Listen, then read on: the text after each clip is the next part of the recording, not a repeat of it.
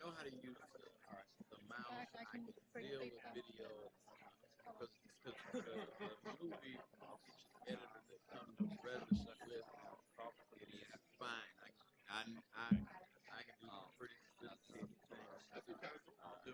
Take the audio out, do the other thing with October 22nd.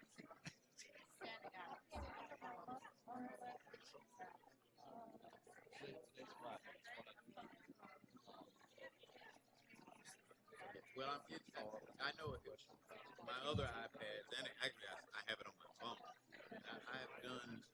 I've edited movies on the fly, but nothing that I'm taking pride in.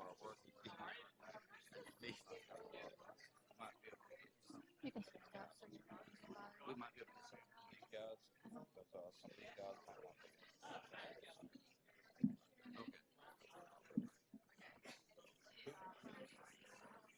Not a lot. I think they're right now. I think they're called up and trying to get executives up and running. And that's what I understand. They say I think I heard that there's some updates you will be use the map. And if that is the case, I think it's a winner. Because I think that's the really big with iMovie. That would be 2 meters. Sometimes you just splice just at the right spot. I won't be talking about what we're talking about. That's what put at them. So, hey guys, use this to feed your department. we went ahead and That may be it. That may be enough. I'm gonna have to go feel see if it's something I want to get. Ron. I'm still. Ron. Okay, the governor's coming in.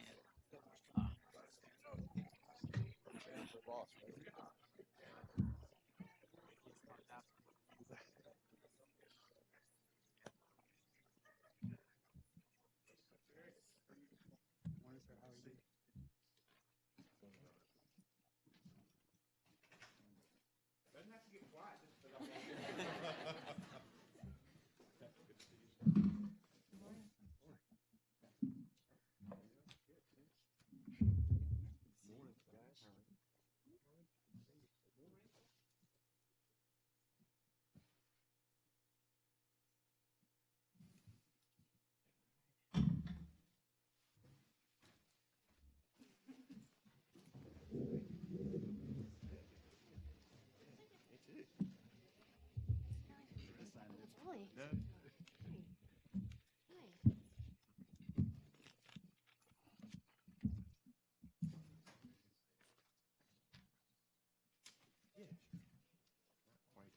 Ladies and gentlemen, thank you for joining us this morning. Secretaries, Governor, thank you for being here.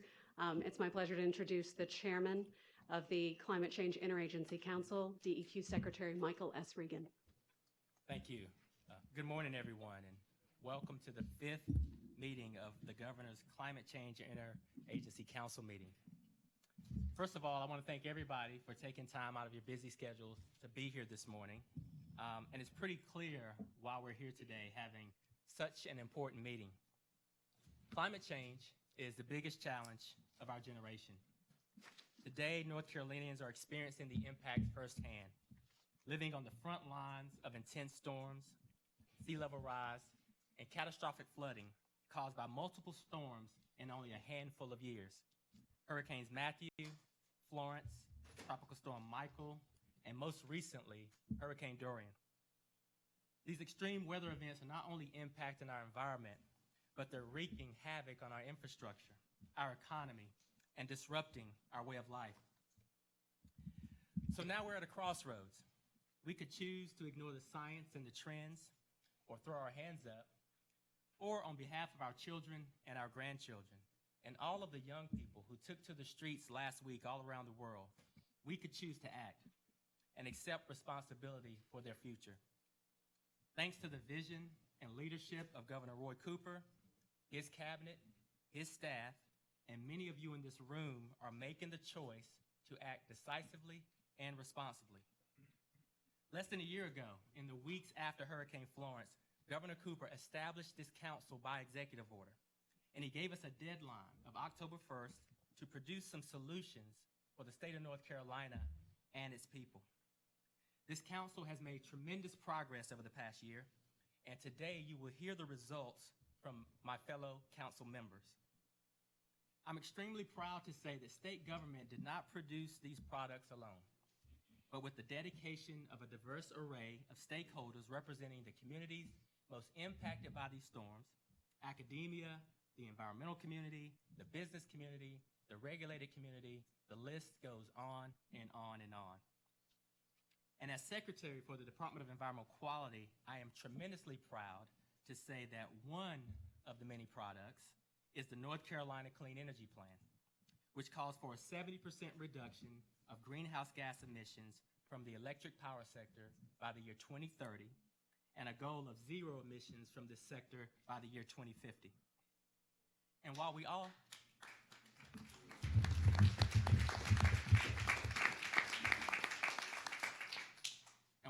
have a lot of work to do to achieve these goals, I want to publicly thank the staff and the stakeholders who have helped create this consensus vision for North Carolina's clean energy future. And based on the feedback that we've received so far, I believe the people of North Carolina will strongly embrace these goals and do what we do best, which is innovate, use education, research and development, and new technologies to our advantage. And thanks again to Governor Cooper's leadership, we're ready to use these resources to mitigate the impact of climate change while also making our communities and our economy more resilient. And finally, I'll say I'm proud to serve under a governor who gets it, who believes that environmental protection and a strong economy go hand in hand, and who has us moving forward and taking action on both a national and global scale. So again, thank you all for being here today. And without further delay, I'll turn it over to North Carolina's very own Governor Roy Cooper. Thank you.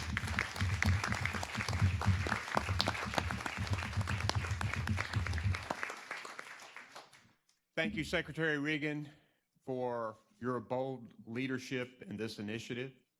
I want to thank all of the cabinet members of my cabinet who have been involved in this effort from day one. I want to thank the staff that has worked so hard. And thank you for all of the input from the stakeholders. The stakeholders are each and every person who lives in this state and their children and their grandchildren. Just this past week, I had a roundtable of local government leaders on the East Coast. They came from a broad political spectrum, but they had seen the devastation of floods and hurricanes in their communities. And they were talking to me about what we're going to do now to make sure that we are more resilient and that we do what we can to prevent that kind of damage in the future. They knew and told me that in order for us to succeed, our solutions cannot have a party label. Our solutions have to be based in science, data, facts, not false political propaganda. Now today, we're taking a significant step to put before this state a challenge that we have to meet. Our children and our grandchildren are depending on us to turn the tide of climate change. But doing that is not an economic sacrifice. In fact, it can lead us to economic prosperity. The number of good paying, clean energy jobs will greatly exceed the jobs that are in the fossil fuel sector. And in fact, in North Carolina, they already greatly exceed those jobs. And the more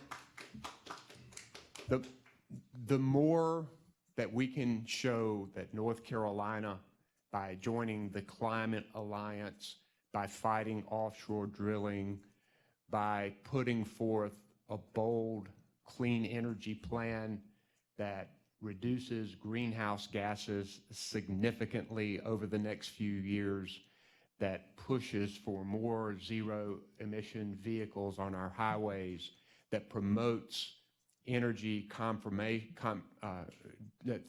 promotes energy conservation, and that attracts the kinds of clean energy companies that will create all kinds of jobs, then they will know we are fighting the fight. I look forward to getting these reports today. I know that it's going to require a lot, and we're going to have to go over to the General Assembly and present our case on a number of issues. But there is an awful lot that we can do from an executive perspective, from a regulatory perspective, and by bringing in the private industry that can put us on the way to these goals, even without legislative steps. But it will be better for us to bring it all together and push it home. So, Secretary Regan, I want to thank you for your strong leadership, and I look forward to the reports that we're going to have this morning. Thank you.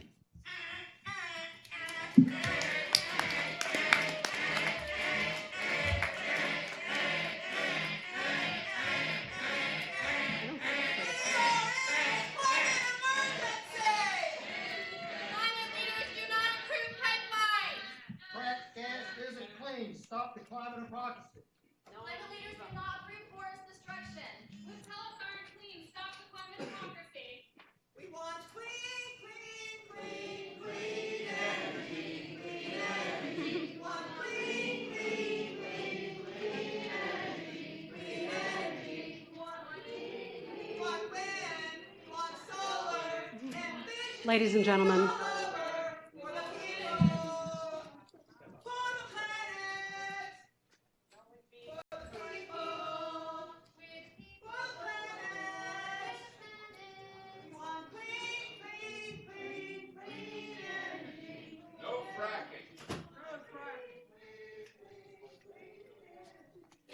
I love public input. I love public input, and I appreciate the sentiments that are being expressed today, and appreciate the process that people have been involved in, going all across the state, hearing from all kinds of people. And we live in a great state and a great country where people have the right to make those kinds of expressions. So I'm grateful for that today, and look forward to more expression from the hard work that has gone into these plans that can actually get something done to make sure that we reduce our greenhouse gases and move to wind and to solar, and to make sure that we are a clean energy state with zero carbon emissions. So let's get started, Mr. Secretary. All right. Thank you, Governor. And you will hear today 4 key plans that start us in that direction that you just described. So we'll start with the DEQ Clean Energy Plan update from Ms. Sushma Mazemore.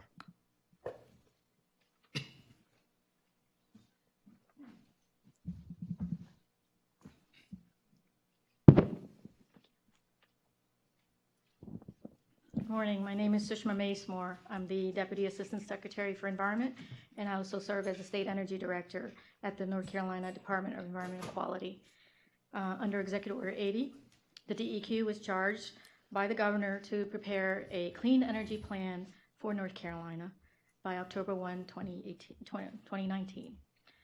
It was a forward-looking plan as to where we want to lead our state in the coming decades. Before I begin on the details of the plan, I want to begin first my presentation by thanking hundreds of stakeholders who participated in workshops in this very room day after day, hundreds of folks that showed up in a variety of listening sessions across the state, and most importantly, my staff and my team and our DEQ leadership that provided the guidance and the direction towards what we have produced. To start, in order to craft a holistic vision of North Carolina's future, we must listen first, and we must vision. Over 160 stakeholder groups spent thousands of hours in a period of 6 months, unprecedented in a state energy plan, with a series of workshops and listening sessions. This was an inclusive process. We ultimately engaged and received feedback from the utilities companies, the state and local policymakers, regulators, elected officials, universities, nonprofits, the business community, the faith community, and from environmental advocacy groups. The result is a shared vision and a comprehensive vision. Our first draft was released for public comment several weeks ago. We received over 600 comments, and we prepared the final draft for governor's consumption. But it's a plan for all of us. And we have set 3 specific goals in the plan. And these goals are something that we feel are important to strive towards. And as mentioned, the primary goal is by 2030, reduce electric power sector greenhouse gas emissions by 70% below 2005 levels, and to attain carbon neutrality by 2050. The second most important goal is to foster long-term energy affordability and price stability for our North Carolina's residents, our businesses, and to modernize our regulatory and planning processes. And the third goal is to accelerate clean energy innovation, development, and deployment that creates economic opportunities for both rural as well as the urban parts of our state. And ultimately, this clean energy plan is not a one plan. It's a living document that we hope we can be modified no matter who is in power. And the intention is for it to be revised every 3 to 5 years. So we could do a backward look, a retrospective look, but also a forward look as we continue to chart this journey together. The plan calls for all North Carolinians to work together to achieve these goals. It's going to be up to the governor, the legislature, the commission, the utilities commission, the state agencies, the IOUs and investor-owned utilities, the cooperatives, the public utilities, the local governments, the businesses, the academic institutions, and the private businesses, and every one of us, to embrace the goals set forth in this plan and to see that they become into actionable laws, regulations, and voluntary actions. So under this plan, each of us has a role to play and a responsibility to move our state forward. The recommendations are broken down into short-term, medium-term, and long-term periods. Short terms are items that we believe must get started immediately in order to solve the most pressing barriers and conflicting issues that are preventing us from moving forward. In order to successfully transition to a clean energy future, we must first establish a 21st century regulatory model, a utility regulatory model that incentivizes business decisions, that benefits both the utilities as well as the public in creating an energy system that is clean, affordable, reliable, and equitable. So we have developed these 3 overarching recommendations. We feel these 3 overarching recommendations must get started immediately. They're urgent because they are necessary to establish a new and lasting foundation for our state.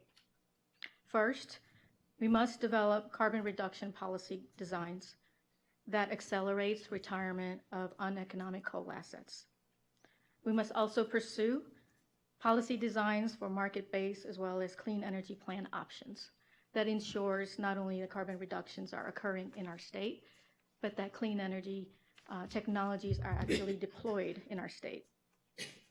Second is to design and implement policies and tools such as performance-based mechanisms, multi-year rate planning, and revenue decoupling that better aligns the utility incentives process with our public interest, our grid modernization goals and needs, as well as our state policy.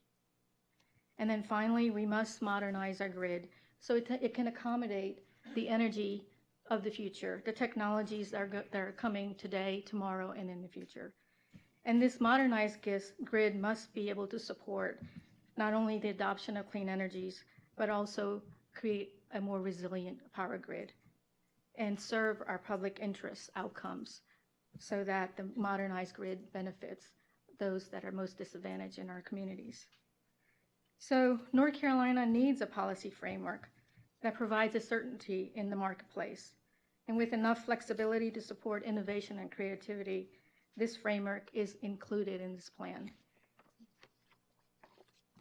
Thanks to Governor Cooper and Secretary Regan's leadership, we believe this plan achieves the goals that we just set out, and that there are a series of at least 40 recommendations and there's twice as many actions from entities that I just mentioned to carry upon from now to several years. This plan is a roadmap, and it will be a direction, a guidance for all of us as we adapt to the changing economy and a changing climate. And I encourage all the stakeholders who have participated thus far to continue to work with us and to embrace these recommendations and put forth in this plan and do your part in helping the agencies and the state government do its part. Thank you.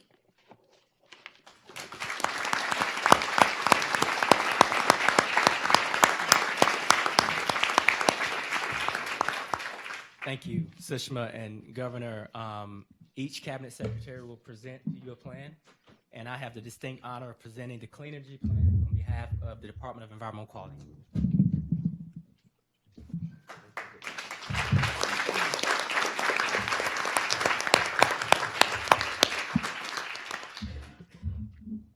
All right, next we'll move to Secretary Trogdon, the Department of Transportation, to hear about the next plan, North Carolina's ZEV plan. Yes, and I'll have Colin Melker, who's on our staff. Colin, a brief ZEV plan.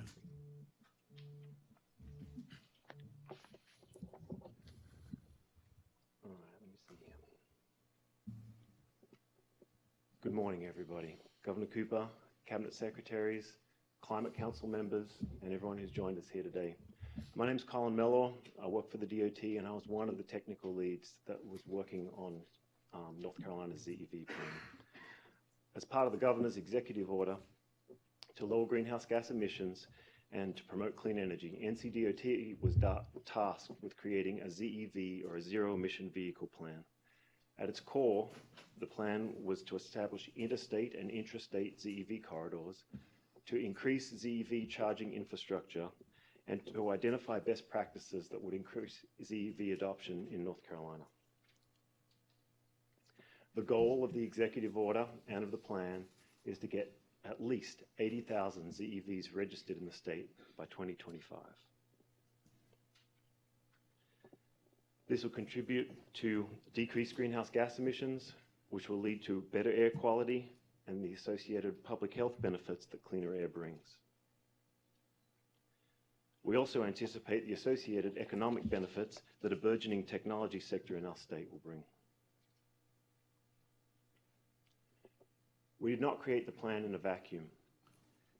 Apart from researching what other people were doing, we embarked on a comprehensive public outreach campaign that started with face-to-face sit-down meetings in Asheville, Raleigh, Charlotte, and Kinston.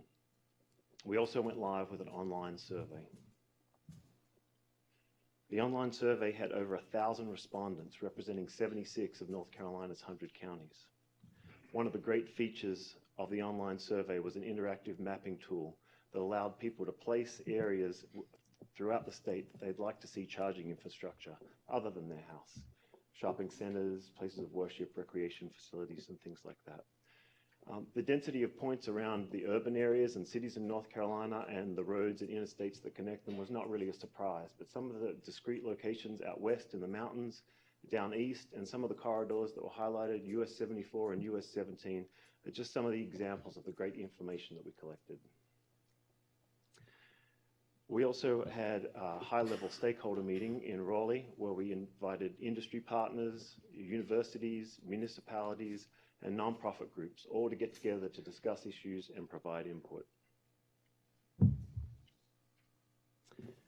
We synthesized all these data and the input and grouped the ideas into 4 main categories: marketing and increasing public awareness, facilitating easy access to charging, reducing upfront costs for ZEV purchase, and that's new and used, and establishing policies that would increase ZEV adoption. Within those 4 groups, we then identified specific strategies that make up the substance of our plan. Our analysis shows that North Carolina is well positioned for transition to greater ZEV use. While I right now and several people in this room will be wiping our brow with a sigh of relief as our plan gets formally submitted to the governor, this is really just the beginning of our work. The good news is for me and several people in this room, and really for North Carolina, is that we have some really intelligent and diligent public servants working on the governor's executive order. It's my pleasure to serve on the Climate Council, and I look forward to further collaboration as we implement the strategies of the ZEV plan. And what I'm going to try and do now is leave you all with a quick video that's step 1 in our education outreach campaign for ZEVs.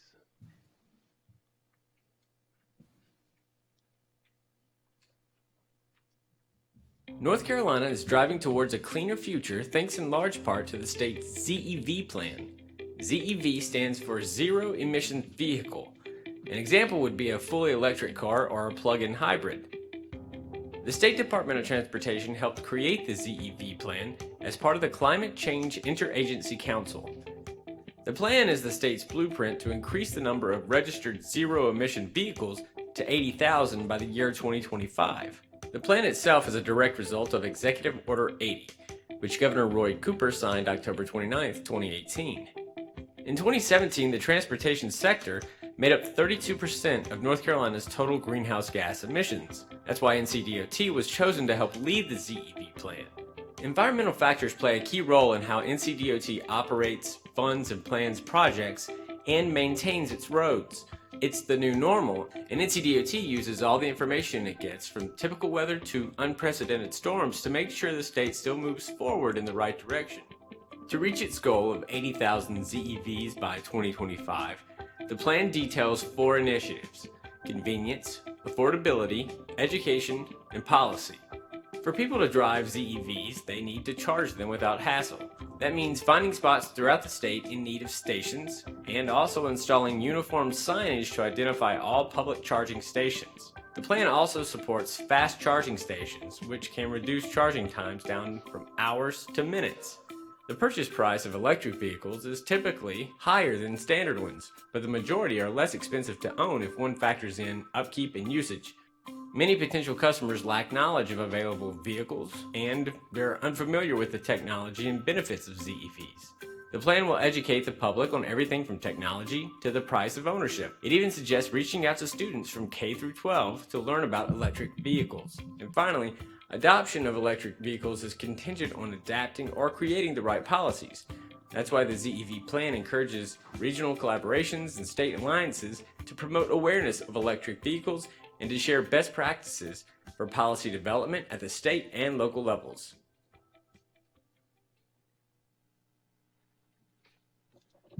Thank you. Secretary Trogdon. Yes, Governor, on behalf of the Department of Transportation and all of the partners, stakeholders, and public that participated in putting this together, we want to present to you the State of North Carolina's ZEV plan.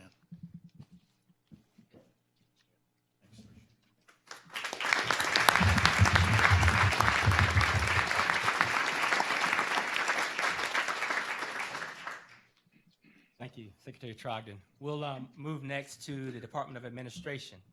Mark.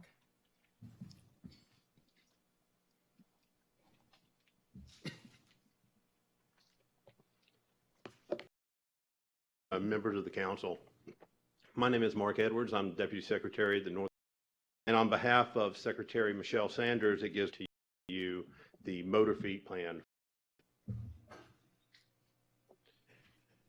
As part of Executive Order 80, the Department of Administration was tasked with developing a plan to increase the use of zero-emission vehicles in the North Carolina motor fleet. We did so by focusing on 3 key areas: agency education, vehicle usage analysis, and the charging infrastructure availability across our state.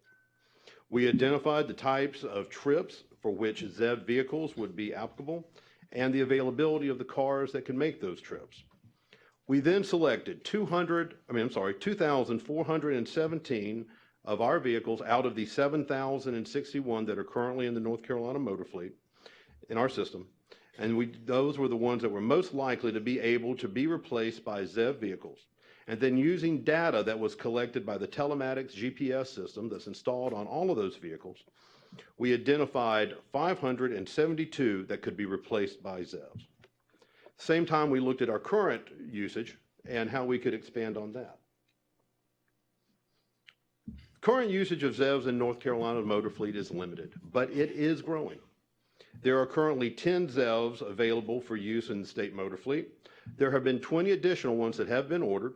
They have been assigned, and we expect those to be in operation in the motor fleet by the end of this year. Currently, there are also multiple models of ZEVs that are available on the state contract, as well as charging stations that can be ordered to support those. Those are available for any department or agency that wishes them, and we'll be working to try to get those out as quickly as possible.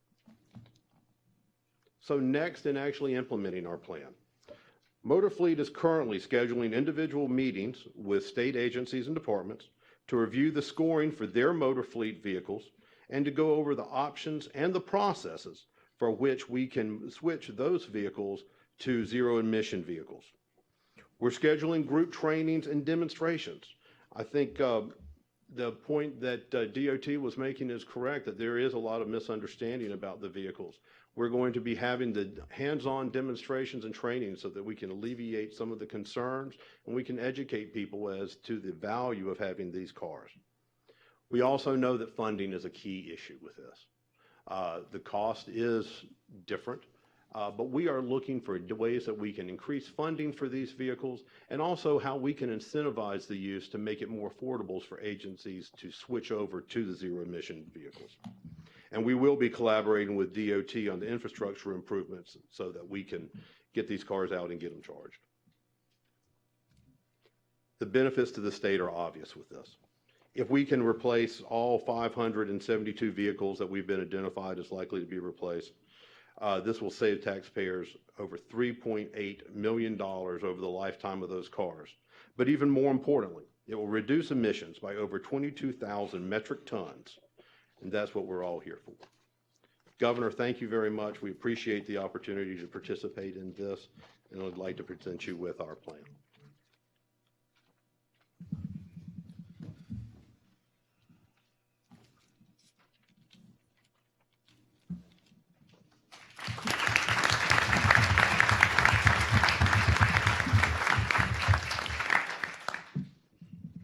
Thank you, Mark.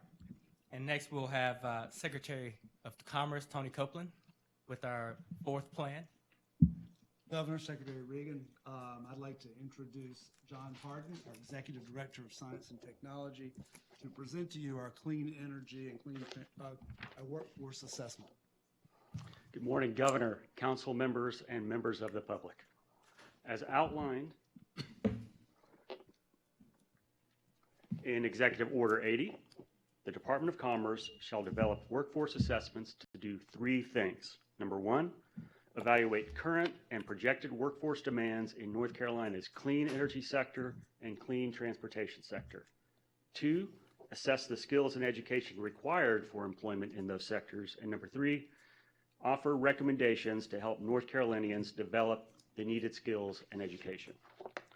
So we used a 5-step process. We are a quantitative group. We had a team of PhD analysts working on this, and they had access to a considerable amount of data. They have a lot of knowledge, and they know how to put that data to work.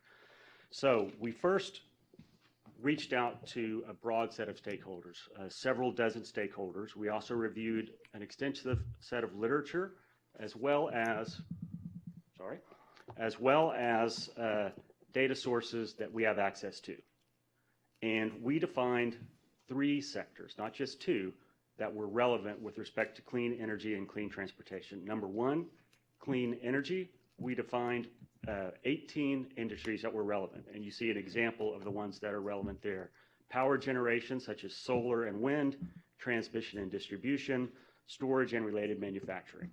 2, there were 37 industries that were in the energy efficiency sector, and you can see the ones listed there. And then we identified 33 industries in the clean transportation sector. Each of these industries is mutually exclusive, and if you add them up, there's close to 90 different industries that are involved in those sectors. The second step, once we'd identified the industries, is to identify the relevant occupations in those sectors.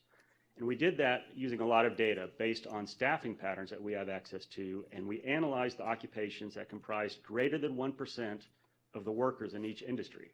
That actually adds up to a lot, because some of these workers or occupations account for maybe 20% of the occupations in an industry. So when you add them all up, we had more than 2/3 of all the workers in all of these industries, and the others were in miscellaneous sectors that we didn't analyze. But we identified 21 occupations in the clean energy sector, and you can see there are no big surprises there. These are, as the governor noted, these are occupations that currently exist: electricians, power line installers, construction laborers, etc. We identified 20 occupations in the energy efficiency sector and 15 occupations in clean transportation. So once we had the relevant industries and the relevant occupations, we could drill down even further and identify the relevant characteristics of each of those occupations. For example, the number of existing workers, projected growth over the next 10 years. Sorry about that. Minimum education requirements, average wages, how they rank in Commerce's 5-star ranking system, as well as demographic characteristics. We then measured the supply of workers using a variety of existing data sources, and then matched that up to the existing demand for those workers, also using existing data sources. And we arrived at 3 key findings. Number 1, North Carolina has a very large clean economy workforce in a range of industries and occupations. We found nearly 300,000 workers currently work in the clean economy industries. But we should note that not all of those industries are 100% clean currently, but they do employ the workforce needed to transition to a clean economy setting. And then finally, those industries employ workers in a wide range of occupations with jobs available in all education, skill, and wage levels. Number 2, we found that North Carolina is actually doing a great job of meeting the current energy economy workforce needs, in large part because we have such strong workforce and education systems. High school programs, community college programs, and university energy research centers all contribute workers. 1 out of 3 workers that are currently working in the clean economy has participated in a community college education or training program, and over 29,000 credentials were granted at all post-secondary institutions in the state in very relevant curricular programs. And finally, we found that North Carolina, despite being well positioned now, has considerable opportunities to prepare its workforce for growth in the clean economy, as you noted. Number 1, we can have increased employer engagement with workforce and education partners. Workforce and education providers should increase awareness of job opportunities for youth. We found that a lot of youth just are not aware. Broadly they're aware, but they don't know how the awareness of climate change translates into jobs, so there's an opportunity there. The Department of Commerce, our business and workforce development programs can be utilized to support the clean economy. And finally, North Carolina can and should specialize in strategic sectors of the clean economy. For example, clean transportation manufacturing, solar power, and offshore wind. Thank you.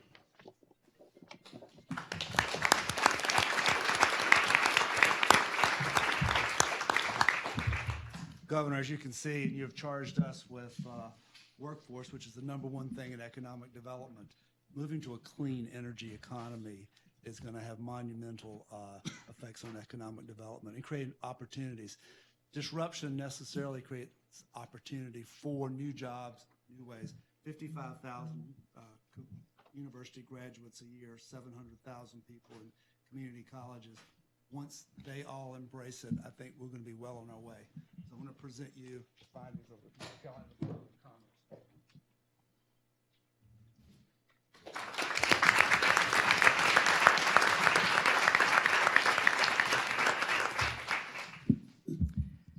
want to thank DEQ, DOT, DOA, and Commerce for the presentation of the 4 plans.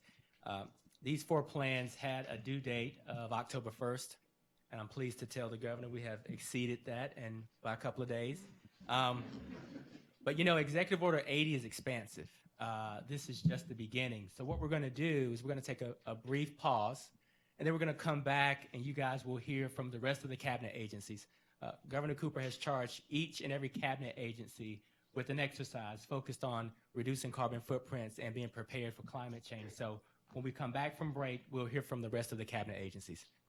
Let me add one more thing, too. I want to thank the people in our policy shop in the governor's office, Jeremy Tarr, who's sitting here to my left, who has worked very hard to coordinate this effort. Also, Sarah Bolton, who heads up our policy office. And, you know, every single North Carolinian, from hurricane victims to farmers, have felt the effects of climate change.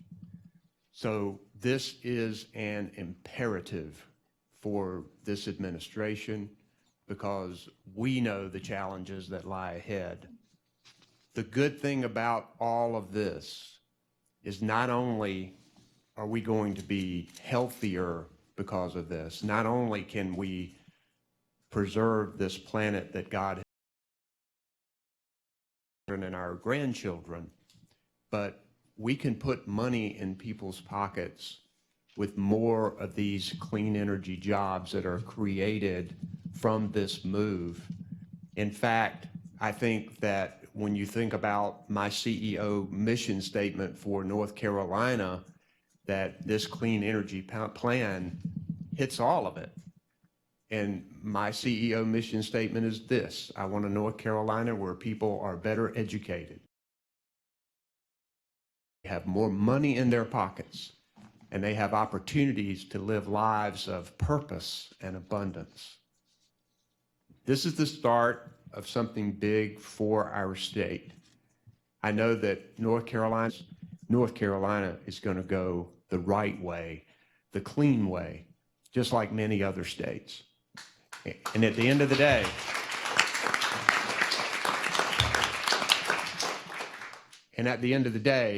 we're going to win this fight because we are fighting on the side of what is truth, what is right, and what is best for the future of the people of this state. So thank you all for being here, and thanks for your hard work. I appreciate it.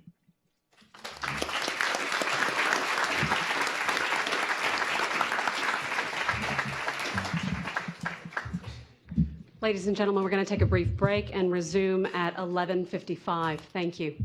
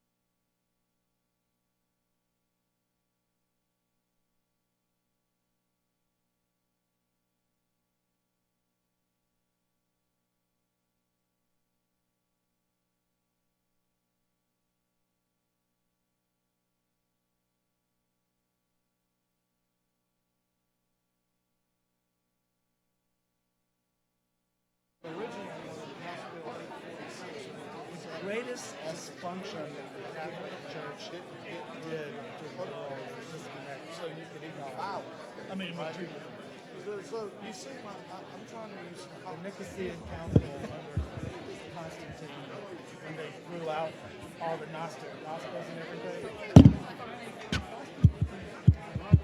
All the others that what Catholicism is never. You know what I'm saying?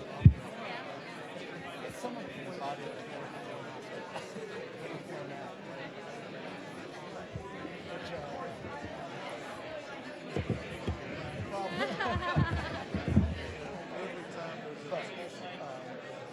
I just find religion to read and learn about it. Open your, you just open your mind. And I really, and his during this journey of 316 rabbis and between the Jesuits and I will say, so my sister lost pregnancy very early because of 35 weeks. And, you know, it's a test. Having a child. And she felt like that the weeks the rabbis this really helped her. She would not have said, like, I'm a big person of faith or not a big person but like, there is something very, like, comforting that she's now wearing. So I'm so glad for that. It's really hard to say. I tell people,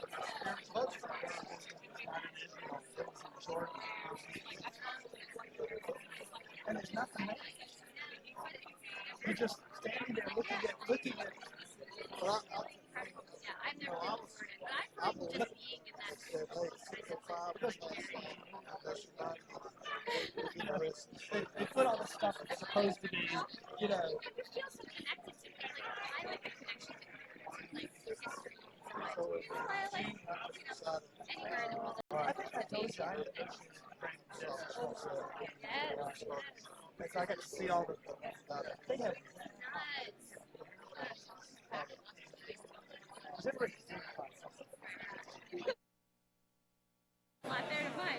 yeah, I'm supposed to. Joe Fleshman, I just can't get it. You know Joe? We're supposed to go over there. We're supposed to go in the spring. I couldn't go with him. He can hardly walk. Yeah.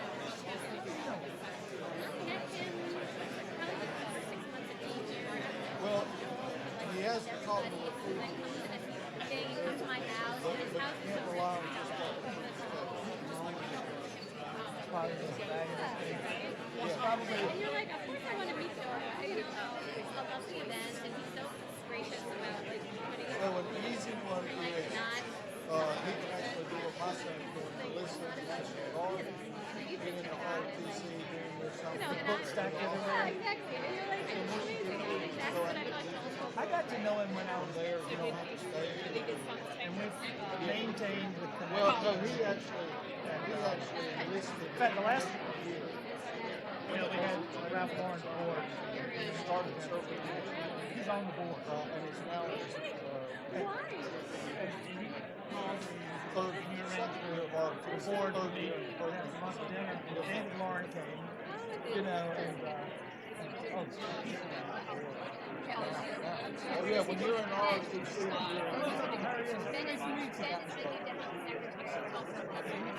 so look at all your schools that have ROTC. Those are the ones that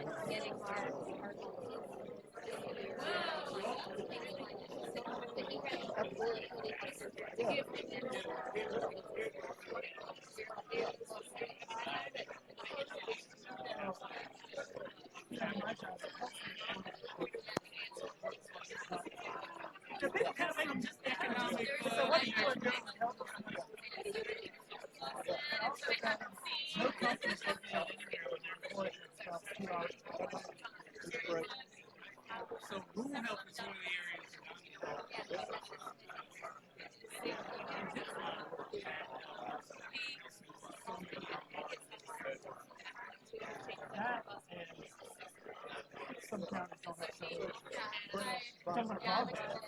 You're up in the east, I mean, the west and the west this weekend. Oh, yeah. It hasn't changed any. We're just four. Hey, leaving Wi-Fi. We're not planning $10 million.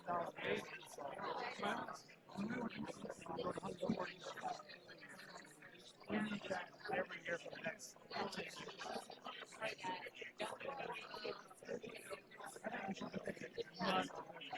If they don't pass it, so what? Because pretty soon the standard's going to be 5 years. So you need to be thinking buy some Huawei with the net box.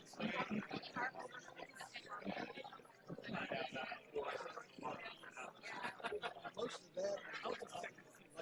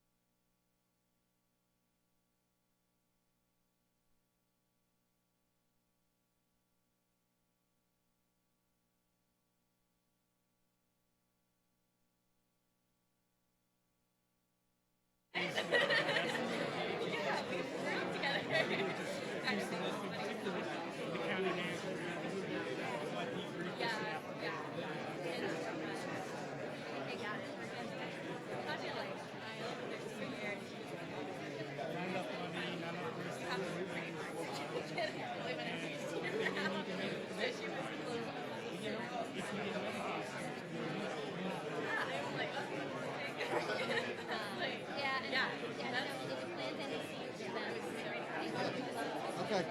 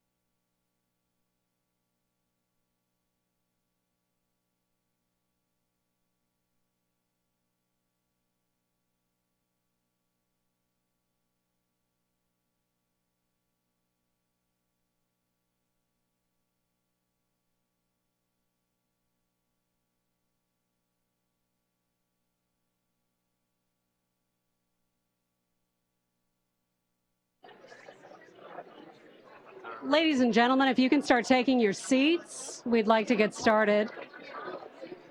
Ladies and gentlemen, if you can start taking your seats, we'd like to get started.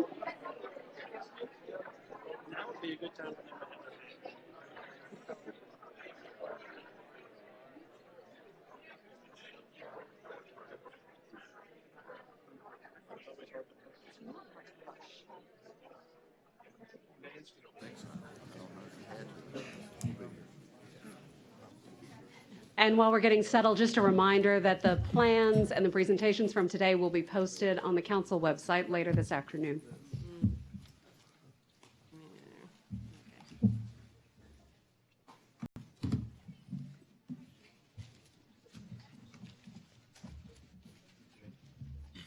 Secretary Regan. Thank you. So for the second half of this agenda, we'll go ahead and get started with the EO80 updates from the rest of the cabinets. And I'll kick it off with the Department of Transportation, who will give an update, and then we'll go to our next cabinet secretary. Yeah, thank you, Secretary Regan, and council members. You know, the plan that we just gave the governor is a direct result of Executive Order 80 to address climate change and reduce emissions while growing clean energy and energy efficiency. The growth of zero-emission vehicles, and we know this, will help us reduce our emissions, allow for more efficient mobility, and grow clean energy. The plan we presented today is that which will help us. We have definitely identified the targets to help us get to the 80,000 ZEVs required by 2025, or at least 80,000. In 2017, we had 6,000. In August of this year, 9,600. So we know our plan's got to increase that rate of acceleration. Battery electric vehicles are and will continue to be a disruptive technology in the transportation industry. That's why the plan is important. How do we prepare now for and leverage this disruptive technology? And we believe this plan will help us do that by focusing on those four primary areas to encourage ZEV growth.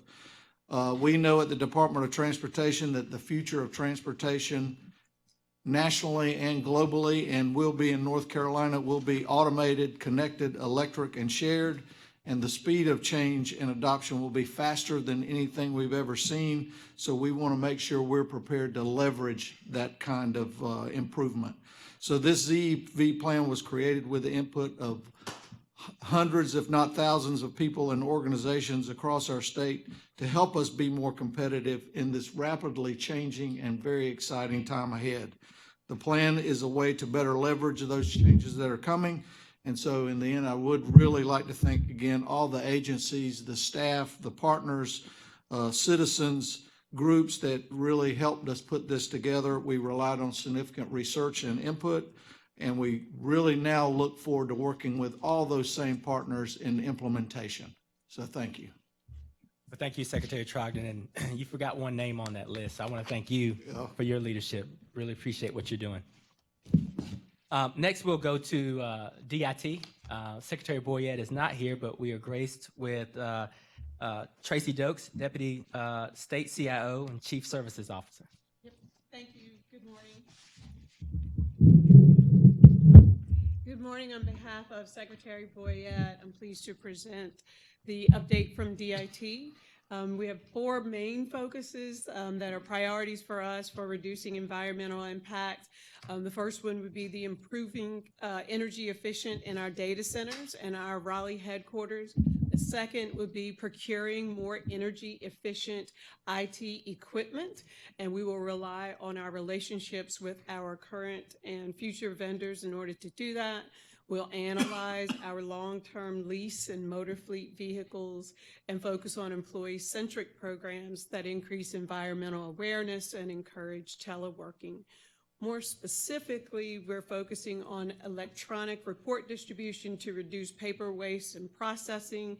That includes encouraging agencies to use ebooks and tablets where they can to reduce paper usage, enhancing our mainframe and our distributed systems, applications, and software, and encouraging agencies to enhance meeting spaces with newer technology that eliminates the need for excessive use of paper.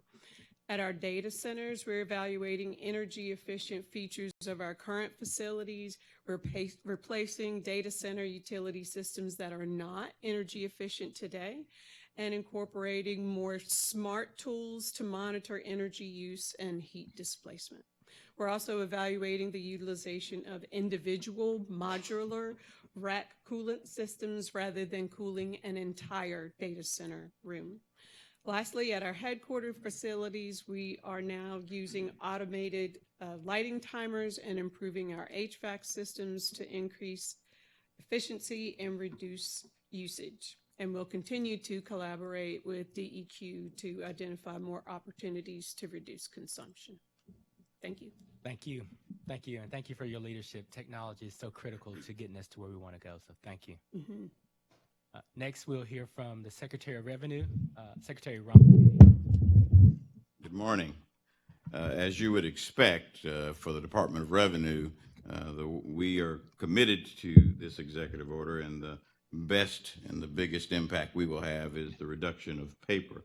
We recognize that the paper and pulp industry has a large environmental impact on both air, water, and land. And we generate paper and measure it by the ton. And so we recognize that that is our best way of having an impact.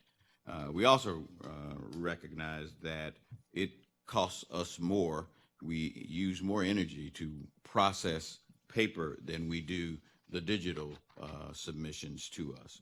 And so our focus has been and will continue to be to increase digital filing, thus reducing the paper filing. Let me put this in some context.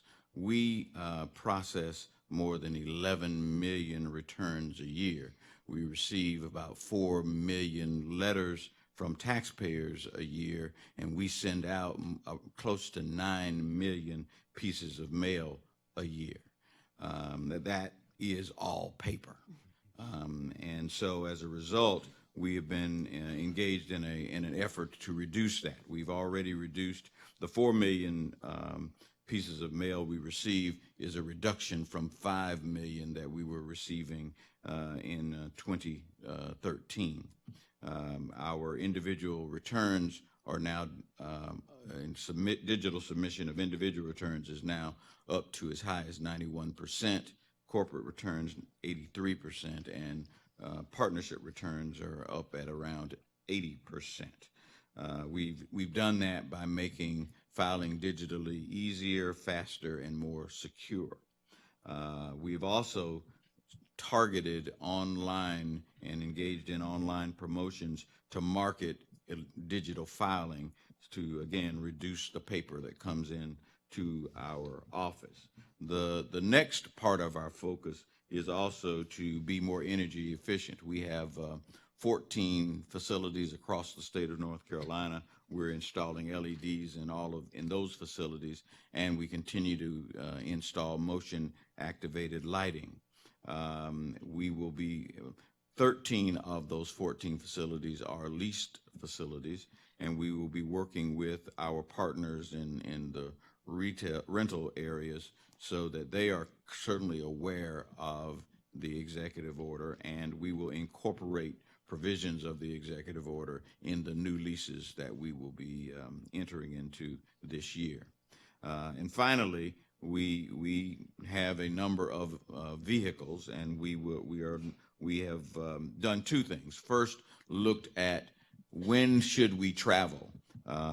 Using our streaming technology and teleconferencing technology, we will reduce the number of miles that our staff travels, and then those that will travel, we will start using the hybrid or zero emissions vehicles in order to reduce our carbon footprint. And finally, we have looked at and changed our telework policy so that we can expand the number of people in our agency who will telework. We're always cognizant that we have to make sure that our information is secure, but we also can count the things that our employees do. That's it for us.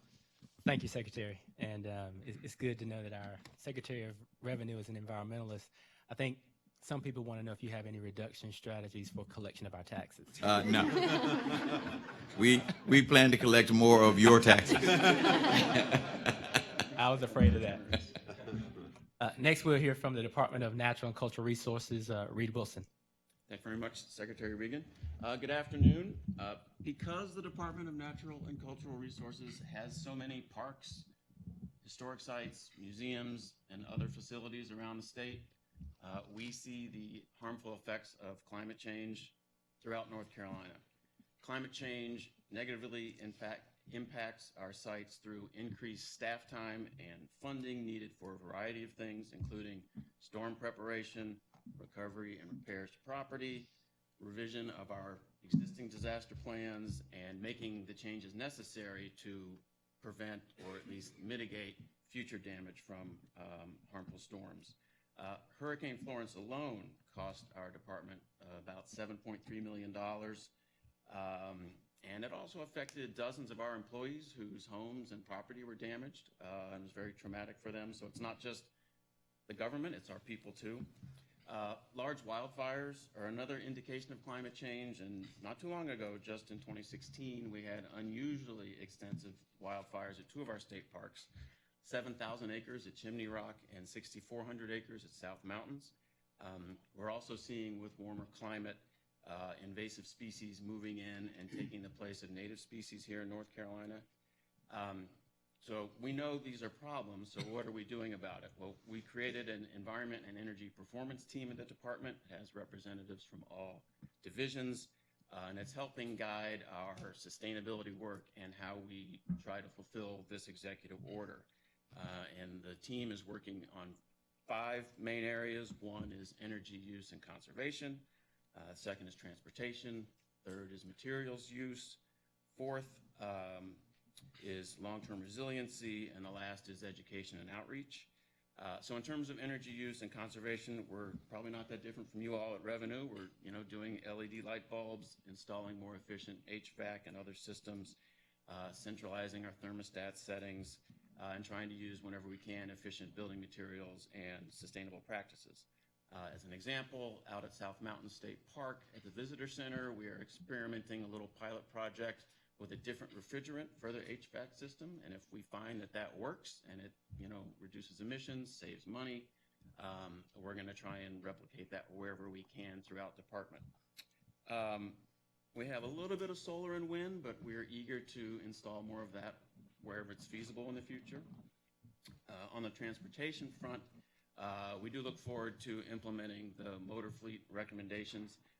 Our divisions are eager to do that. In fact, I was talking to our zoo director yesterday who said she was about to sign the contract for 2 new zero-emission vehicles from Motor Fleet, and she was thrilled about that. For all of our new visitor centers and community centers and state parks, we are installing charging stations for ZEVs, and we're looking to do that at existing high visitation facilities as well. And we're also trying to figure out a more energy efficient alternative for the big shuttles at the zoo, because those move a lot of people every year.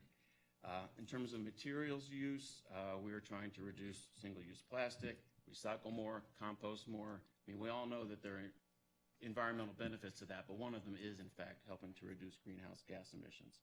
So we've installed water bottle refill stations at a number of our sites. At this facility, the museum and the zoo and the aquariums, they are composting their food waste. And I don't know who has this job, but at the zoo, they are recycling a whole lot of animal waste as well, which is great because there is a lot of it. And our gift shops are converting from bottled beverages to canned beverages. They're offering reusable products like straws and bags. So we're really trying to walk the walk. Now, in terms of long-term resiliency, our Natural Heritage Program is looking at the effects of climate change on animals, plants, habitats, and helping our agencies like the Clean Water Management Trust Fund and parks manage their land resources better to be more resilient long-term to climate change. Interestingly, our Natural Heritage Program has partnered with adult corrections at DPS to help them map out their land so that then DPS can work with experts in forestry, agricultural, and natural resources to improve carbon sequestration and resiliency on their properties, because DPS has a lot of land. A number of our divisions are working very closely with the Office of Recovery and Resilience to provide data and recommendations so that local communities can rebuild stronger and smarter. I would say that if we had more funding at the Clean Water Management Trust Fund, that would enable that body to preserve more floodplains, stream banks, so that we have that sort of natural effort in place. And additional funding in our Parks and Recreation Trust Fund would enable us to fund local governments who want to turn areas that are flood prone from places that risk lives and damage to buildings into parks, trails, greenways, so that people can enjoy that as a community amenity and build community. In terms of our education and outreach, we have created a Every Day We Care marketing campaign to educate the public about environmental issues, including climate change. This museum, in fact, is hosting public meetings about the Clean Energy Plan, climate change, and other issues so that we get public involvement and engagement and everyone sort of rowing in the same direction.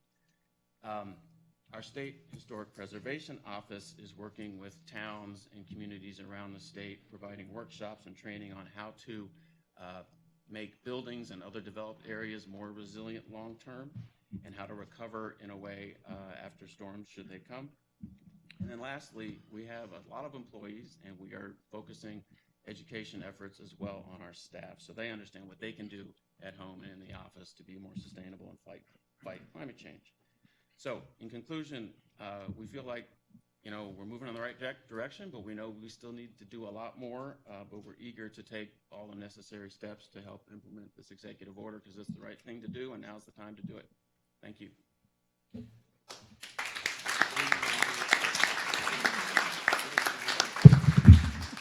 Thank you, Reed. Next, we'll hear from the Department of Public Safety. Thank you, Secretary Regan. I'm Doug Holbrook. I'm the Chief Financial Officer of the Department of Public Safety, standing here for Secretary Hooks today, and I'd like to begin by thanking him for giving me the opportunity to serve on this council. It has been so intellectually energizing and energizing in a general way, and to learn so much about our environment in North Carolina and what's been happening and what we can do to improve it.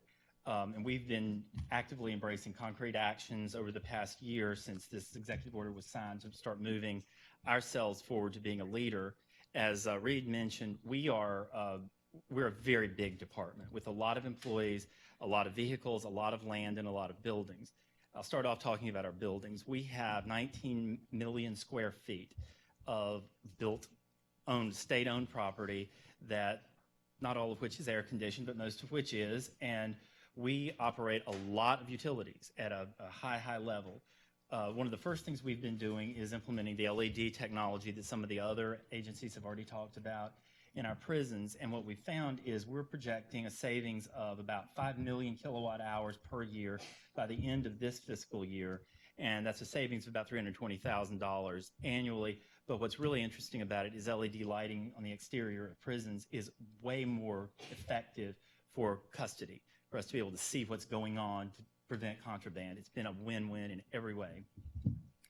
Our engineering section has also developed a dashboard for our facility managers so that you can go onto this dashboard and see where your utility usage is relative to any other comparable facility in the state, and determine, do we have a leak? Do we have something going on? And obviously we are 24/7 facilities, but you can see divergence in your monthly utility usage, and that's really been helping us kind of track down where we have extraordinary water usage, and we've been seeing a savings of about $500,000 already on water usage. One of the other things, there's a couple of things that have literally come out of meetings of this council for me, and one of them has been the issue of natural and working lands.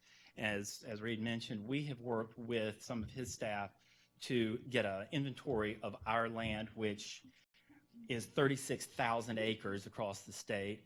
And we are looking at, with that mapping, where can we move in the direction of natural working lands as opposed to mowed, groomed land, but rather can increase our carbon sequestration through basically letting the grass grow and planting trees and doing things like that on our 36,000 acres.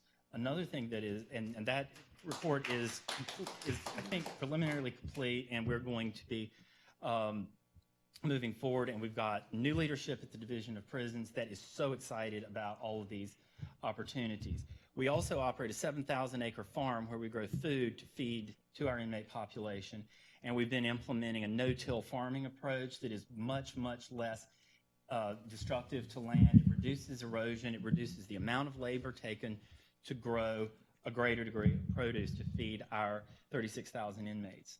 So that has been a real improvement, we think, agriculturally.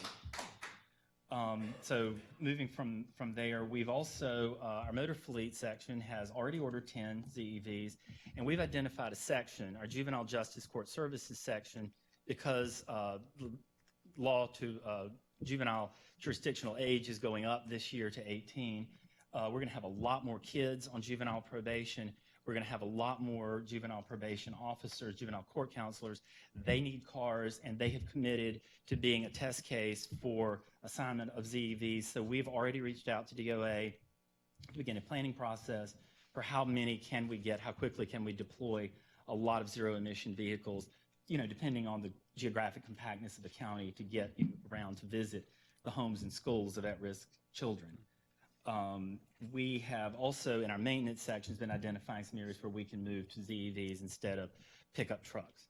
And so those things are beginning, all are ongoing, and we have had a very preliminary meeting with some people in the industry about microgrid development for wind and solar on our facilities so that we can use some of our, again, 36,000 acres and copious amounts of rooftop to start capturing some of the naturally available electricity that we can use to offset our monster utility bills and improve our environment.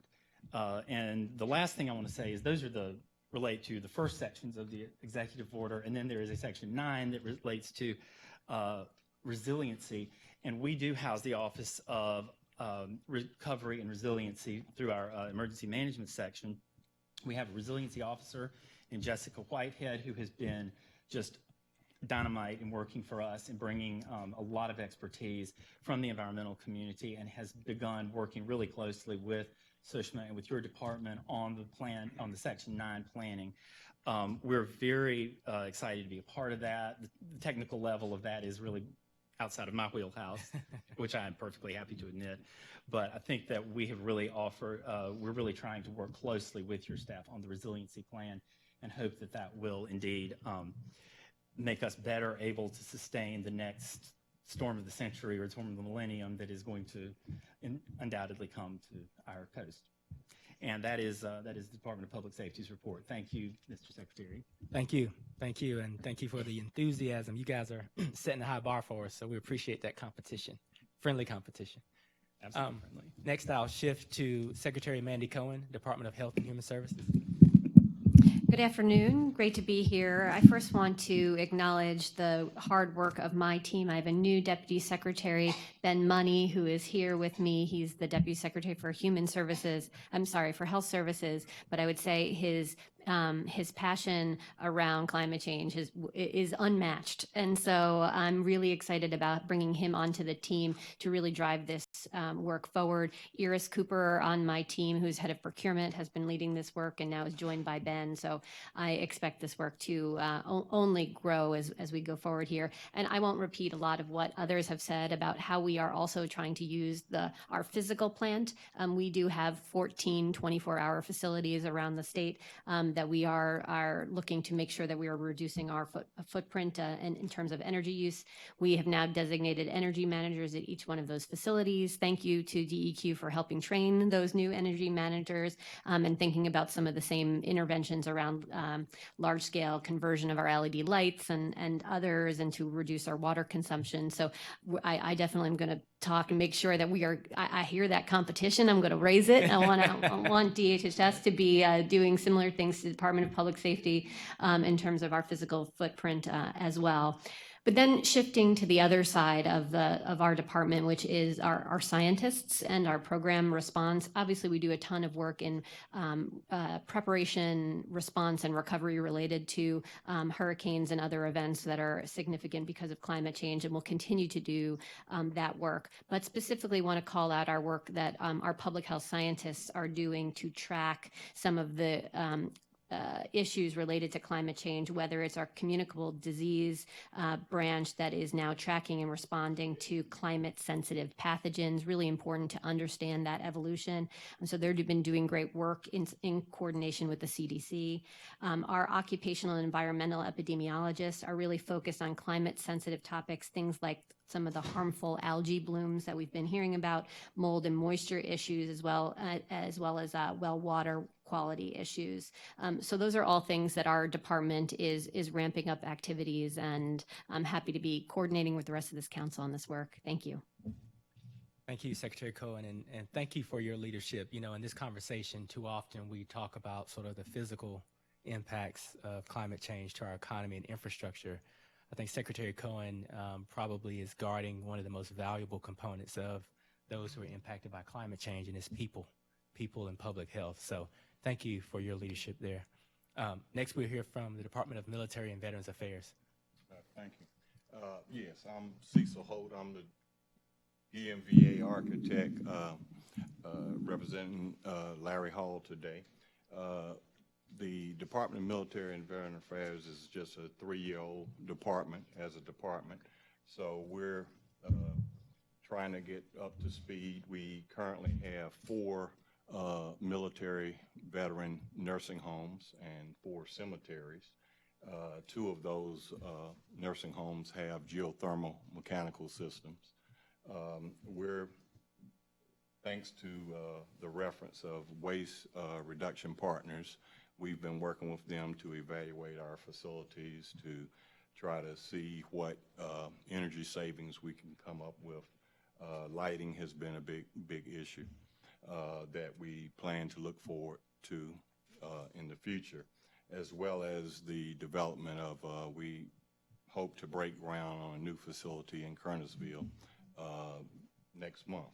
So we have tried to implement as much savings as we can foresee with that development as we move forward. We've also developed relations with regards to energy with all of the military installations throughout the state.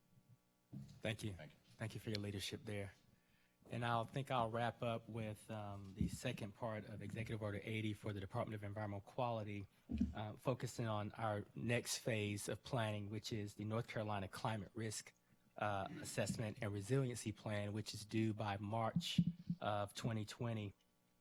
You know, this is the state's plan to support vulnerable communities and sectors of the economy who have felt the impacts of climate change firsthand. To make this an inclusive and comprehensive process, DEQ has been working with local governments, the business community, faith communities, tribal organizations, and others to share some best practices of what we have been seeing and how we build long-term resiliency. 2 of these workshops that we're hosting have already been held in the coastal region, and I believe we have upcoming workshops in Silva, Hickory, Pembroke, Kernersville, and Granville. All of those workshops will be happening this fall. And we're also collaborating with the North Carolina Institute for Climate Studies to develop the North Carolina Climate Science Report. So, you know, these reports will focus on both statewide and regional trends and will contain topics such as natural and human drivers of climate change, sea level rise, and the impacts of flooding. So we expect the first draft to be ready maybe in the coming weeks. And after review from other cabinet agencies, we'll see that report published sometime in December of this year, I believe. So with that, I think that concludes the updates from the cabinets, and I believe now we are moving into a public comment period. Oh. Before we move into public comment, Sushma wants to make one more comment. Thank you, Secretary Regan.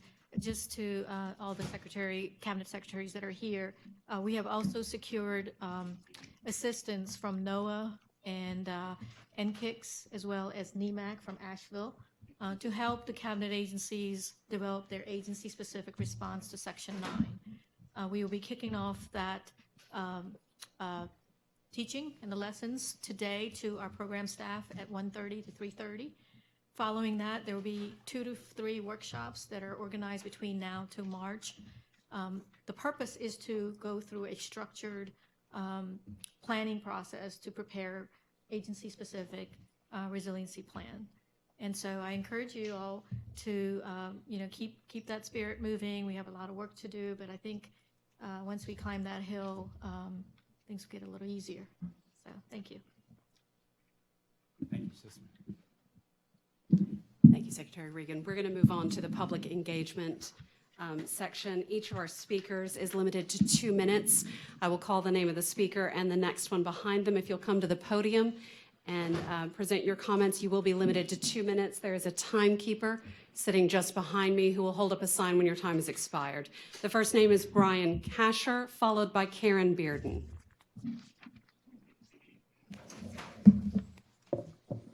Should I go ahead and start? Greetings. I have served as an appointee of 2 Secretaries of the Environment to the North Carolina Environmental Stewardship Advisory Committee as a White House champion of change for the environment under the Obama administration, founder and leader of the largest environmental stewardship program in the state of North Carolina prior to this movement, and as an environmental scientist, a tax-paying citizen, voter, and most importantly, as a parent. I also am a first responder to climate disasters and have responded to 30 such cities. I ask you as a council to look very hard at this council's failure to address fossil fuel gas extraction pipeline operations and leakage that are significant greenhouse gas emission sources not currently accounted for in the plan, and I understand why. There is an absence of discussion on the state's responsibility for permitting gas pipelines as well as fossil fuel gas transport, distribution, and leakage. Fossil gas production, transport, and pipelines are significant contributors to our state's greenhouse gas emissions. SourceWatch reports that methane emissions from fossil fuel gas distribution accounts for 32% of the industry's total emissions. Yet, there is no accounting for these significant emissions in your fairly beautiful plan. Of the 6 instances pipelines are mentioned in the plan, based on a review last night on what was available online, 3 relate to the cost of pipelines, and 3 are descriptors, as in the project pipeline or a pipeline of skilled workers. The gross omission of gas leakage in the plan illustrates a failure to understand the significant impacts of this important aspect. Also of concern is the absence of our state's lungs, our forests. For instance, cutting trees to convert them into fuel pellets is omitted. Thank you, Mr. Kasher. Your time has expired. Thank you. Karen Bearden, followed by Tom Clark.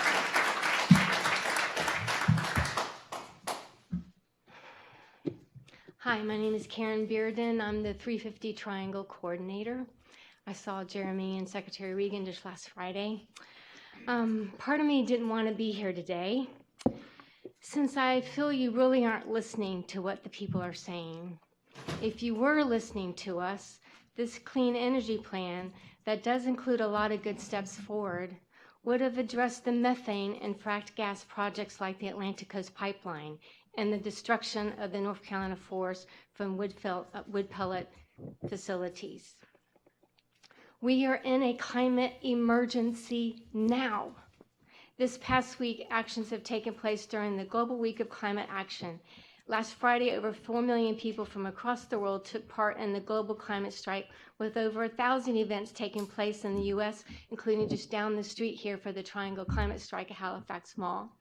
People are demanding solutions that match the scale of the climate emergency and ecological breakdown we are in. To be a real climate leader, Governor Cooper must speak out. Please speak out and support a moratorium on all new fossil fuel projects, support a moratorium and urgent phase out of biomass and wood pellet industry with expanded forest protection, and support a just, equitable transition policy for North Carolina.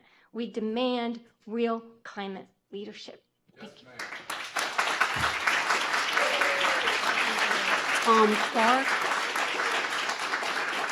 Tom Clark, followed by Lib Hutchby.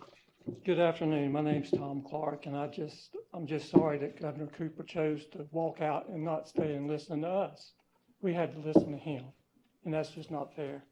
But I've got a few things I'd like to repeat from the article from the Oil Change International Bold Alliance. Atlantic Coast Pipeline, major climate impacts. A recent analysis of the greenhouse gas emissions of Atlantic Coast Pipeline by Oil Change International and Bold Alliance shows that the pipeline could have devastating impacts on the climate. The Atlantic Coast Pipeline would be responsible for nearly 68 million cubic metric tons of climate pollution annually, equivalent to 20 coal plants and 14 million cars. And Governor Cooper, unless you quit running from the Atlantic Coast Pipeline issue and hiding from it, Executive Order 80 is just a joke. And I apologize to all y'all for your hard work. But unless you address the Atlantic Coast Pipeline in this study, it is a joke. Thank you. Lib Hutchby, followed by Nick Jimenez. My name is Lib Hutchby, and I'm with the Women's International League for Peace and Freedom in the Triangle Branch. Has anyone lately asked you, where do you get your water? There are women all over the world who have to walk maybe 5 miles to the river to get their water. In North Carolina, our state is divided into water basins, right? How many of those rivers are contaminated? Aren't all of them contaminated? All we know is that those who've been affected by coal ash, which was not really discussed in this plan, have been on bottled water for years. Bottled water for everything. So I have grandchildren who live in Mooresville, North Carolina, and this morning I read in a USA Today article that was published and written by, the article was written by Susan Wind, whose daughter was diagnosed with, I'm so sorry, it's hard for me to explain this and be and not get sad. She was diagnosed with papillary thyroid cancer in 2017. So where does this plan address the cleanup of coal ash and the toxicity that coal ash has produced? When will Governor Cooper decide to listen to the when will he sit here? His seat is empty. When will he come and listen to the public speak about protecting the future and stopping the proposed Atlantic Coast Pipeline and stopping the proposed Mountain Valley Pipeline? And when will he come and address methane? When will he address the military's use and the military's problems, the military bases Hutchby, that your have time is problems with expired. their water? I'm sorry. Your time has expired. Thank you for those Thank you. opportunities. Nick Jimenez, followed by Jim Warren.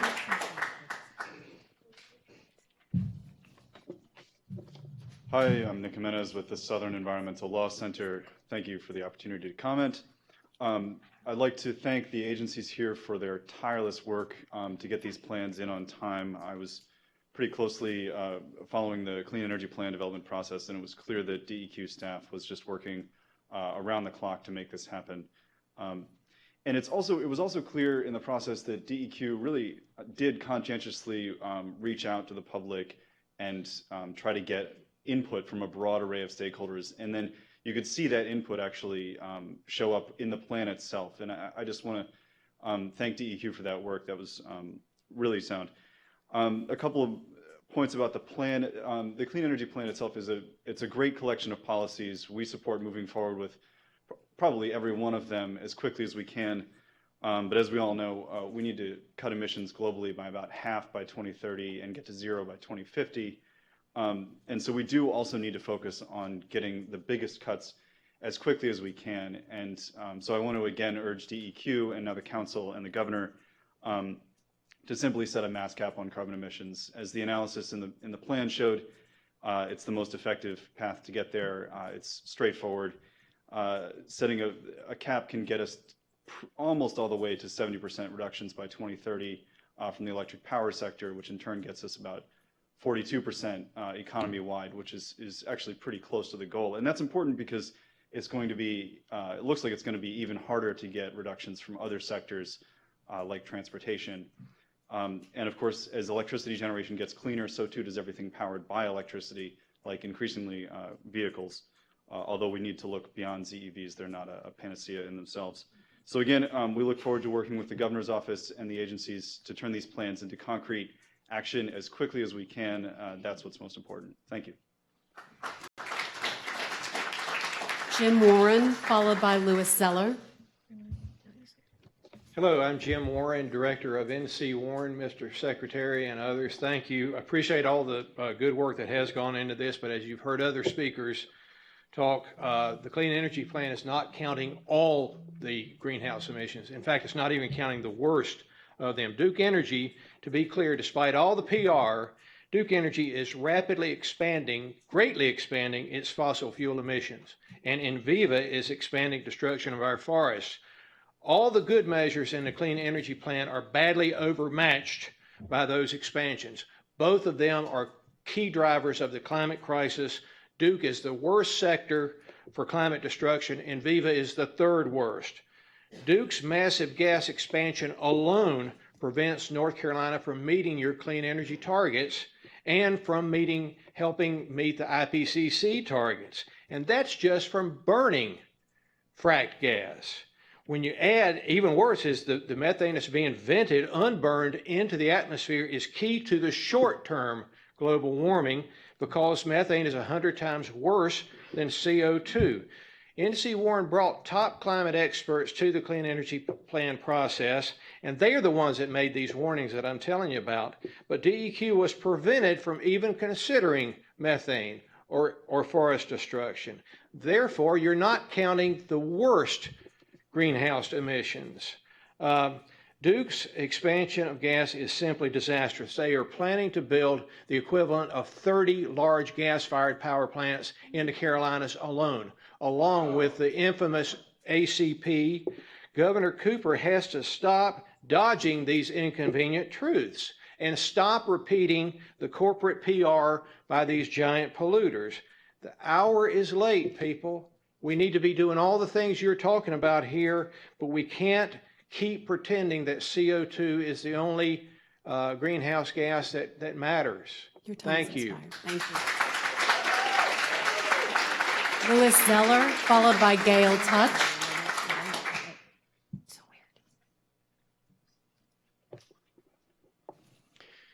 Hello, my name is Lou Zeller. I'm an executive director of the statewide Blue Ridge Environmental Defense League, founded in 1984. I wanted to start with a verse from a mountain ballad written by Robin and Linda Williams that goes, "We don't want your pipeline, we don't want your pipeline. We'll take the sunshine, the water and wind. We're gonna put a stop sign on Dominion's pipeline. Go tell your neighbors, go tell your friends." The plan is very nice, and I appreciate all the work that has gone into it. You deserve a round of applause for that, but it's not enough. I agree with what Jim Warren just said. There's too much assess, encourage, and identify in the report that I heard today. Not enough must, shall, and stop. Last week I was talking to our chapter, Concerned Citizens of Richmond County and Hamlet, which we founded 6 years ago because of the pollution coming from the Richmond County combustion turbines operated by Duke. And they are sandwiched between that combustion turbine electric generator and the Enviva plant. They're forced to breathe the poison from both sides. The Climate Change Interagency Council needs some stop signs. Otherwise, all of this will mean nothing at all. Thank you. Gail Touch, followed by Carolyn Carter. I have a report to leave with you about this. Good morning. My name is Gail Touch. I've got a master's degree in environmental science from the 80s. I'm an attorney, been practicing for 30 years, and I've got a Master of Law in Environmental Law. I'm also chair of the North Carolina Climate Solutions Coalition. In 1984, I learned about global warming because that's what it was called back then. It was during my master's environmental science program. Based upon the best available science at the time, global warming, which of course now is known as climate change or even climate catastrophe, wasn't even supposed to be visible until 2035. That was what the academics said. That's 50 years. It's now 2019 and we're seeing more than what we expected to by 2035. It's been over 90 degrees on many days in September 2019, and next week, when it gets to October, it's going to be 94.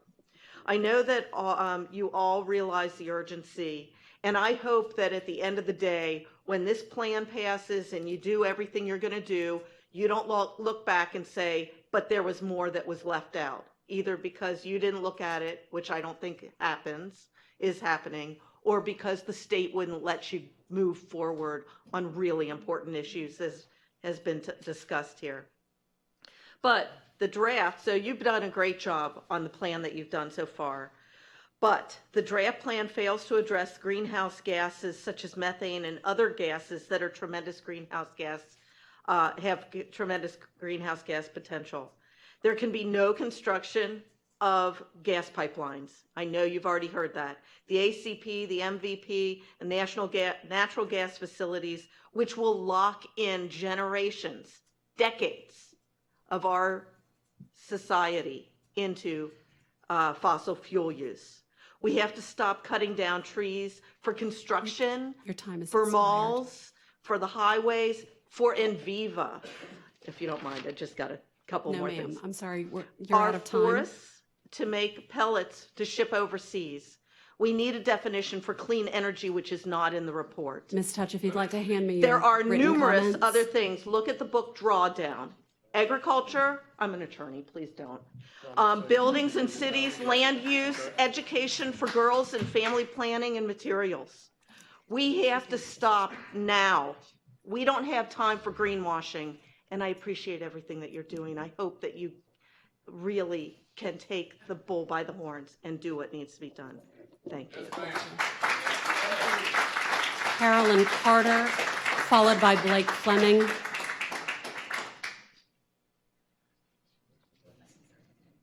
Carolyn Carter, followed by Blake Fleming. Is Carolyn Carter here? Blake Fleming.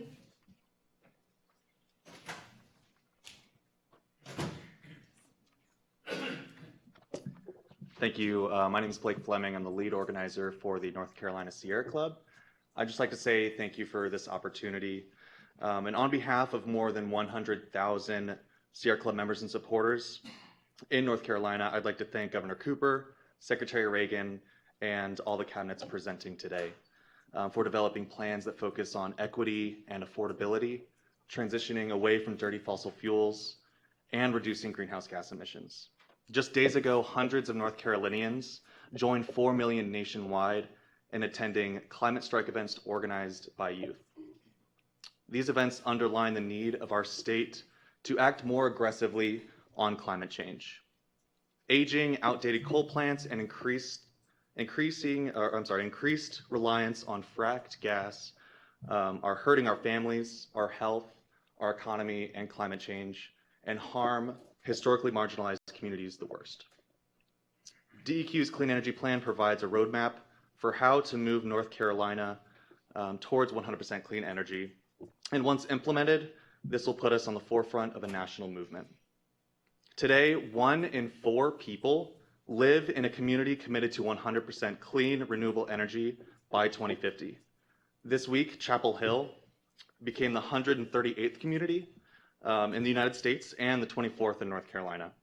So while there is even more to be done in this plan, set forth in this plan and other plans presented today, Sierra Club stands 100% ready toward 100% ready today to move toward the Interagency Council. I'm sorry, not toward, forward with. We can move toward you. I don't know. On North Carolina's transition to 100% clean, renewable energy. Thank you. Steve English, followed by Martha Girolani. I apologize for mispronouncing that. Thank you all. Great work. Since our first Earth Day in April 1970, we've lost fully half of all the numbers of plants and animals on the planet.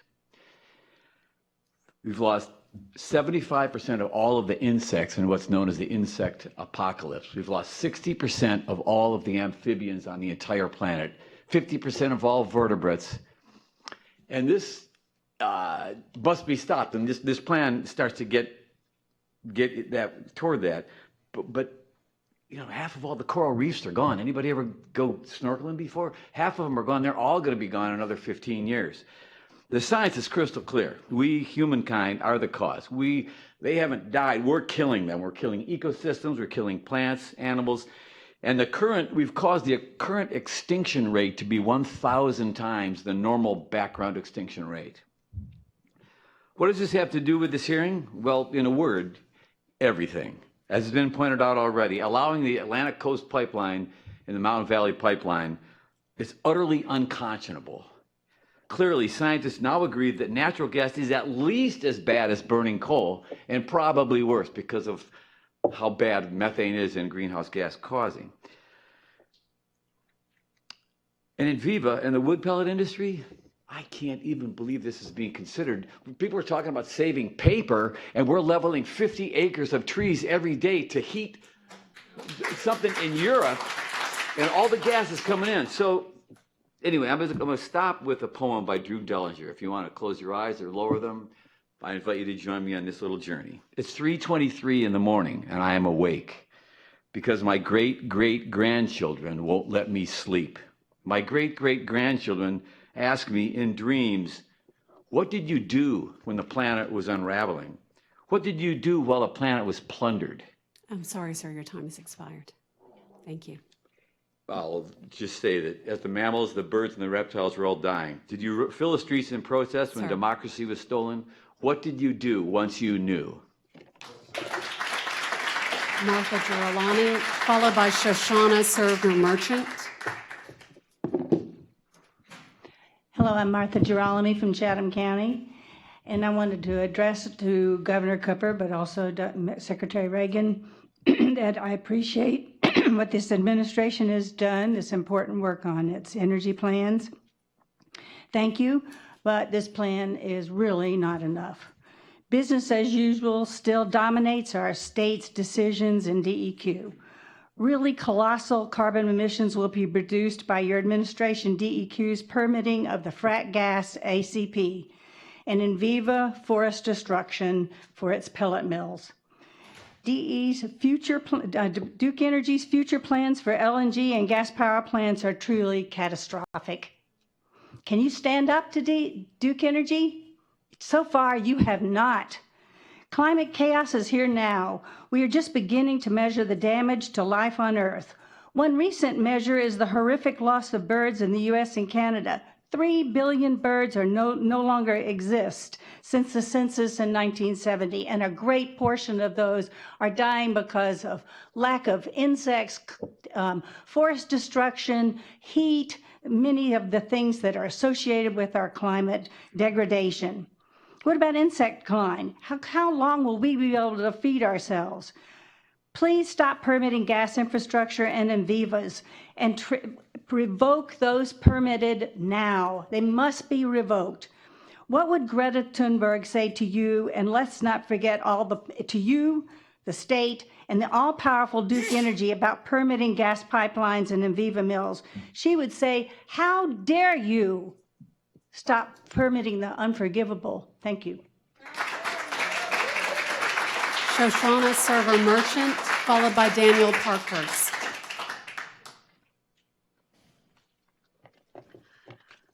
I'm Shoshana Serksner Merchant, representing Dogwood Alliance and Carolina Wetlands. The wood pellet, and talking about Enviva. The wood pellet industry claims burning trees is a source of renewable energy. But numerous scientific studies have shown that burning wood on a utility scale not only damages forest biodiversity, it also releases more carbon in the air per megawatt than coal and destroys sensitive wildlife habitats. Wetlands are the most diverse natural habitats we have in North Carolina.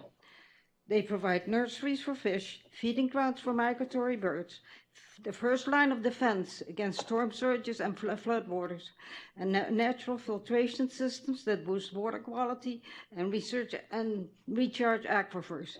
Relative to their land area, they also sequester huge amounts of carbon in plants above ground and in roots and soils below. Wetland forests are more valuable if left intact. We cannot afford to see North Carolina wetlands destroyed. We also oppose the wood pellet industry because climate change is now at a crisis stage. We're cutting our trees to produce wood pellets that are sent to Europe to be burned for electricity. The burning of wood produces 50% more CO2 than coal, but in Europe, CO2 that is emitted does not count. We don't count CO2 when trees are cut, and Europe doesn't count CO2 when the wood pellets are burned. The whole process from first tree cut to the last wood pellet burned is contributing to accelerating climate change. Also, the plants are placed in low-income areas and not in the high, well-to-do areas. The people near the plants are impacted by the pollution emitted from Envia plants, and they suffer increased respiratory and heart ailments. The wood pellet industry is a lose-lose proposition for both sides of the Atlantic. Thank you, ma'am. Daniel Parkhurst.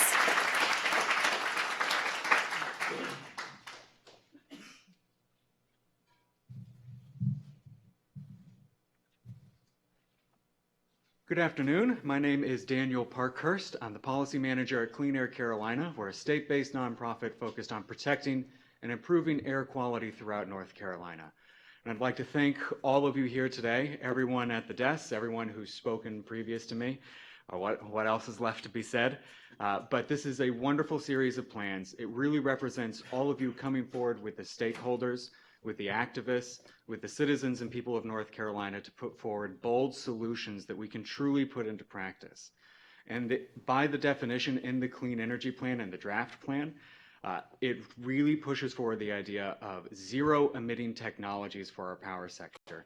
And if we commit to that and stick to that goal, that's what can deliver us to dramatic climate action in the near-term future that will help us avoid wood pellets, help us avoid other dirty, outdated fuels.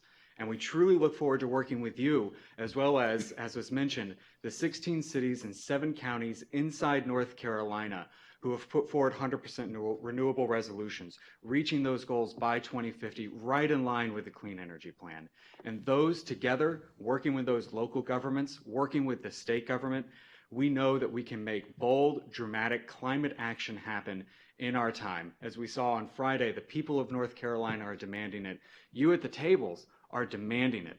And the activists and environmental groups in here are right behind you to make it happen in the short term and in the long term. So thank you so much for your work. This was step one in our mind, and a successful overall step one.